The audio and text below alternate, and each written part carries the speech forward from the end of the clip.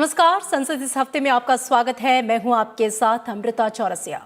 संसद इस हफ्ते के आज के इस अंक में हम बात करेंगे संसद के बजट सत्र की। बजट सत्र का आगाज 29 जनवरी से शुरू होने जा रहा है। बजट सत्र 2 भागों में आयोजित होगा।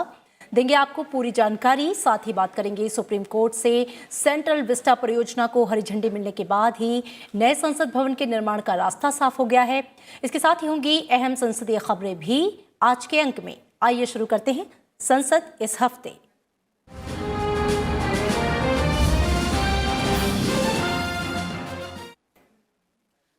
संसद का बजट सत्र 29 जनवरी से शुरू होने जा रहा है। बजट सत्र 2 भागों में आयोजित होगा।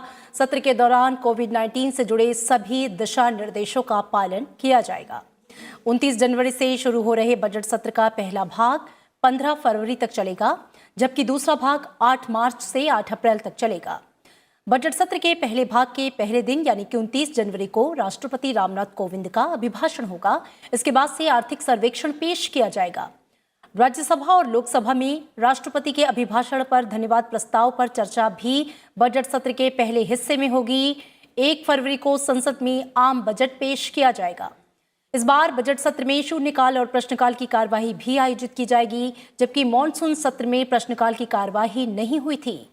केंद्रीय संसदीय कार्य मंत्री प्रहलाद जोशी ने कहा कि सरकार की मंशा बजट सत्र को बिना अवरोध के पूरा करने की है।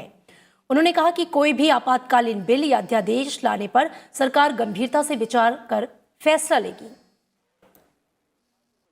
From 29th of January, budget session will commence, and first part of it will conclude on 15th of February.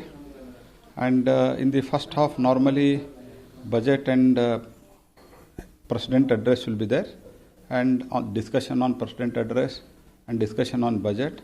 And if there are any emergency bill or ordinance, that also we will prefer to take. And whatever the other issues, if at all, as it is normally in the first phase, in president's thanks-going motion to the president and the budget, anything can be discussed.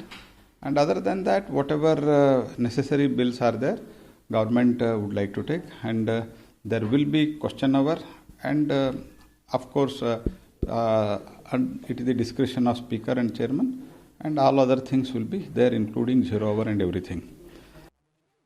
संसद और केंद्रीय सचिवालय भवनों के क्षेत्र में भूमि के उपयोग और पर्यावरण संबंधी नियमों के अनुपालन को लेकर दी गई चुनौती पर सुनवाई करते हुए सुप्रीम कोर्ट ने केंद्र सरकार की महत्वाकांक्षी सेंट्रल विस्टा योजना को मंजूरी दे दी है। Justice A.M. Khanwilkar, Justice Dinesh Maheshwari और जस्टिस संजीव खन्ना की खंडपीठ ने 2-1 के बहुमत से फैसला सुनाया। कोर्ट ने कहा कि परियोजना के लिए पर्यावरण समिति की सिफारिश न्याय संगत है और इसलिए उसको बरकरार रखा गया है। जस्टिस खानविलकर और जस्टिस माहेश्वरी ने दिल्ली विकास प्राधिकरण की ओर से भूमि उपयोग बदलने की अधिसूचना को भी सही ठहराया। कोर्ट ने कहा कि निर्माण कार्य शुरू करने के लिए विरासत संरक्षण समिति की मंजूरी आवश्यक होगी। इसके अलावा कोर्ट ने सेंट्रल विस्टा प्रोजेक्ट के सभी कंस्ट्रक्शन साइट्स पर स्मॉग टावर लगाने और एंटी स्मॉग गन लगाने का सुझाव दिया है। सुप्रीम कोर्ट उन कई याचिकाओं की सुनवाई कर रहा था जिनमें संसद और केंद्रीय सचिवालय भवनों के क्षेत्र में भूमि के उपयोग और पर्यावरण संबंधी नियमों के अनुपालन को चुनौती दी गई थी। इससे पहले अदालत ने 7 दिसंबर को नए संसद भवन के लिए शिलान्यास समारोह की अनुमति दी थी, लेकिन साथ ही कहा था कि फिलहाल निर्माण या तोड़फोड़ से जुड़े काम को अंजाम नहीं दिया जा सकता। प्रधानमंत्री नरेंद्र मोदी ने 10 दिसंबर को नए संसद भवन के निर्माण के लिए आधारशिला रखी थी।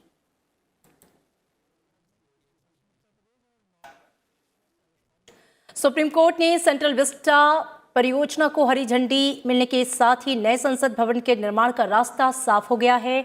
राज्यसभा टीवी से खास बातचीत में आवासन और शहरी कार्य मंत्री हरदीप सिंह पुरी ने कहा, सरकार जल्द ही सेंट्रल विस्टा परियोजना और इससे जुड़े डिजाइन पर एक वेबसाइट शुरू करेगी। उन्होंने उम्मीद जताई है कि अगस्त 2022 तक नया संसद भवन तैयार हो जाएगा। राज्यसभा टेलीविजन के साथ खास बातचीत में आवासन और शहरी कार्य मंत्री ने बताया कि सेंट्रल विस्टा परियोजना में बेहतर तालमेल के लिए सरकार ने सभी संबंधित पक्षों के साथ व्यापक परामर्श किया है। उन्होंने ये भी कहा कि स्वतंत्रता के बाद नए संसद भवन का निर्माण देशवासियों के लिए ऐतिहासिक अवसर होगा। हरदीप सिंह पुरी ने कहा कि नई संसद पुनर्विकास योजना से मजबूत लोकतंत्र के साथ साथ भविष्य के लिए ई गवर्नेंस उपायों और तालमेल की झलक भी देखने को मिलेगी। The timeline is for the ceremony to take place in October 2022. I think it will be done well before August of 2022. आवासन और शहरी कार्य मंत्री ने कहा कि मौजूदा संसद भवन में भूकंप रोधी क्षमता कमी, आधुनिक अग्निशमन प्रणाली अभाव और विभिन्न कार्यालयों के लिए जगह की परेशानी है। इन वजहों से नए संसद भवन की जरूरत और प्रबल होती है। साथ ही कई सांसद भी आधुनिक इमारत की जरूरत बता चुके हैं। उन्होंने कहा कि मौजूदा संसद भवन के उपयोग के बारे में दोनों सदनों के पीठासीन अधिकारी निर्णय लेंगे। Light vents, have been closed. Seating has been there. The building is under strain, so you need to, and it's now in seismic zone 4, so you have to be careful. आवासन और शहरी कार्य मंत्री ने कहा कि संसद के लिए नए भवन का विचार नया नहीं है। संसदीय कर्मचारियों, सुरक्षा कर्मियों, मीडिया और विजिटर्स की संख्या और संसदीय गतिविधियों को देखते हुए पहले भी 2 पूर्व लोकसभा अध्यक्ष इसकी आवश्यकता बता चुके हैं। इसके अलावा संयुक्त सत्र के दौरान भी सेंट्रल हॉल खचाखच भरा होता है और कुछ सांसदों के बैठने के लिए अलग से कुर्सियां लगानी पड़ती हैं। नई संसद भवन के निर्माण से एफिशिएंट ग्रीन टेक्नोलॉजी और पर्यावरण के अनुकूल गतिविधियों को बढ़ावा मिलेगा। साथ ही रोजगार के अवसर भी पैदा होंगे। कृति मिश्रा, राज्यसभा टीवी।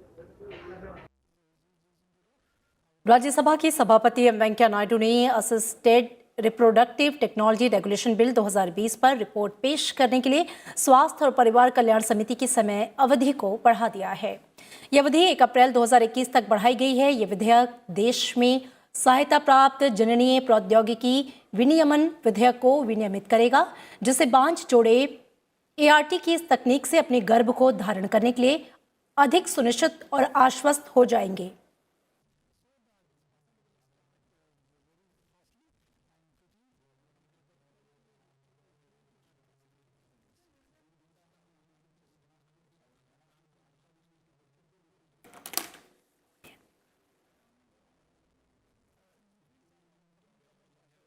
और इसके साथ ही इस हफ्ते सार्वजनिक उपक्रमों की संसदीय समिति की भी बैठक हुई। इस समिति की अध्यक्षता लोकसभा सांसद मीनाक्षी लेखी कर रही हैं।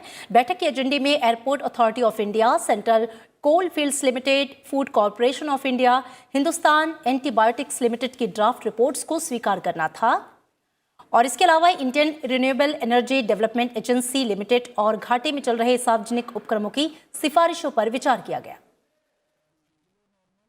साथ ही खाद्य उपभोक्ता मामले और सार्वजनिक वितरण संबंधी संसदीय स्थायी समिति की भी बैठक हुई। बैठक के एजेंडे में उपभोक्ता मामलों के मंत्रालय, खाद्य और सार्वजनिक वितरण के सार्वजनिक वितरण प्रणाली के सुदृढ़ीकरण और तकनीकी साधनों के उपयोग और one nation one ration card योजना के कार्यान्वयन के प्रतिनिधियों के मौखिक साक्ष्य लिए गए। पिछले साल कोविड-19 के दौरान लॉकडाउन में इस योजना का महत्व और बढ़ गया।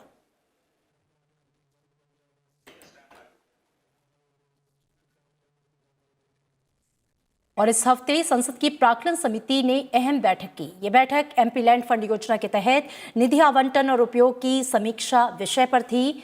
बैठक में सांख्यिकी और कार्यक्रम कार्यान्वयन मंत्रालय के प्रतिनिधि भी शामिल हुए। इस दौरान समिति ने संबंधित विषय पर सांख्यिकी और कार्यक्रम कार्यान्वयन मंत्रालय के प्रतिनिधियों को सुना और साक्ष्य लिए। प्राक्कलन समिति में कुल 30 सदस्य हैं।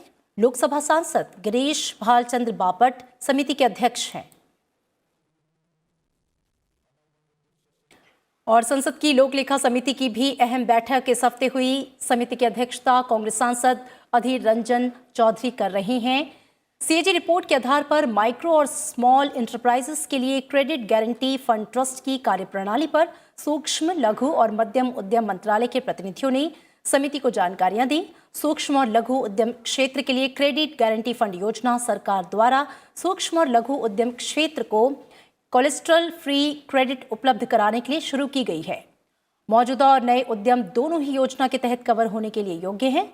सूक्ष्म, लघु और मध्यम उद्यम मंत्रालय, GOL और भारतीय लघु उद्योग विकास बैंक ने सूक्ष्म और लघु उद्यमों के लिए क्रेडिट गारंटी फंड योजना को लागू करने के लिए माइक्रो और लघु उद्यमों के लिए क्रेडिट गारंटी फंड ट्रस्ट नाम का एक ट्रस्ट की स्थापना की।